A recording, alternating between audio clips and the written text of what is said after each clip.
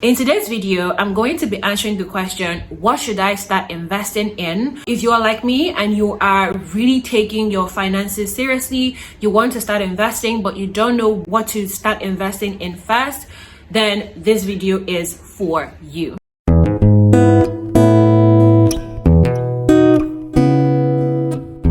Now, I just began my investments journey towards the end of last year in my late 20s, and I'm still on this journey. I am by no means a pro. In fact, I am a beginner. I am a learner. But what I'm doing is sharing my process of growth with you so that you can implement them in your own life if this is something that you're looking to achieve. Before we get into the list of things, there are 3 principles that you should have at the back of your mind when it comes to investing. It helps to make the process of investment so much easier. So for example, I use an Apple phone, I use AirPods, I use an Apple Watch, and I hope to get a MacBook someday in the future.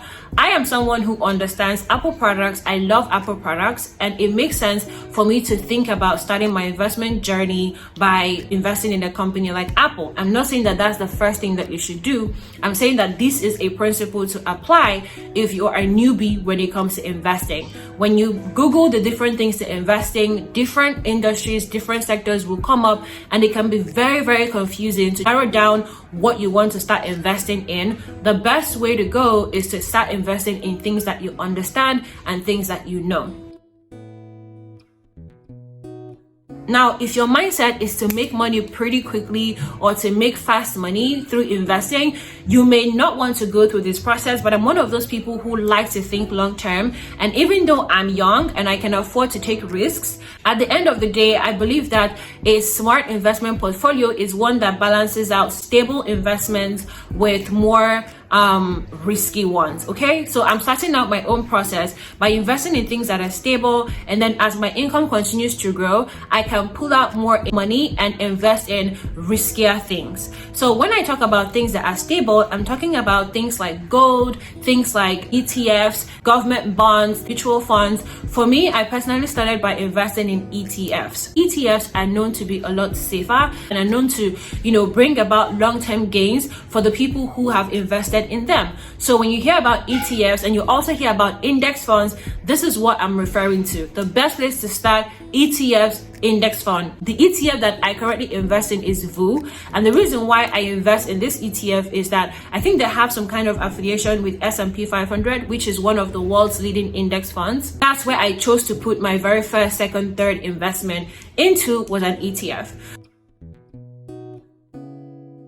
You want to look at the past 10 years, the past 15 years, the past 20 years. What has their growth been like? Of course, again, this is for you if you are a newbie investor like me, you're just starting out.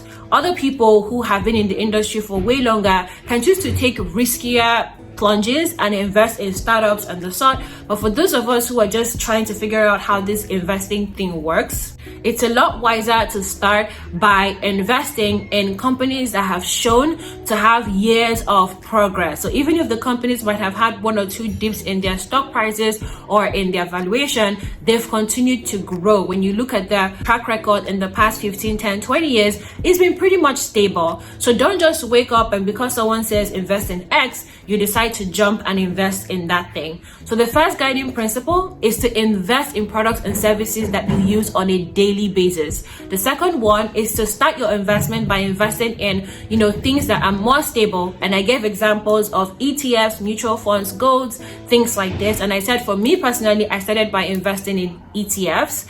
And the third one I said is look up the progress report of the company you want to invest in over the past 10, 15, 20 years. And when I mean by progress report, I mean look at what they've done in annual revenue, look at what their stock situation has been like. Has it been going up and down like this, or has it been stable, or has it been moving like this? Maybe it has a few dips or it keeps going up. So you want to check these things out. Now that you've gotten those principles, what then should you invest in first? My own suggestion, based on my experience and what I'm doing, is to start by investing in ETFs and index funds. ETFs and index funds tend to bring about most returns long term. So a lot of millionaires who are in their 50s, 60s, who invested in index funds when they were younger, they are most likely to bring about larger returns in the long run versus if you start immediately to dabble with, you know, startups, stocks, and all these other things. So I definitely would suggest that you begin your journey with ETFs. So if you Google top 10 ETFs in the world or top ETFs in the world, a list will come on. The one that I invest in is VOO. Through VOO, I invest in the index fund S&P 500. So you can decide to do your own research and choose what ETF you want to invest in. But generally, I would say start with ETFs and index funds. Now, let's say you've put some money into ETFs and index funds. What else can you add to your investment portfolio? I would suggest that you add stocks of companies that you understand and you use every single day. So for example, Apple, I love. Coca-Cola, I know about. Microsoft, I use and I love.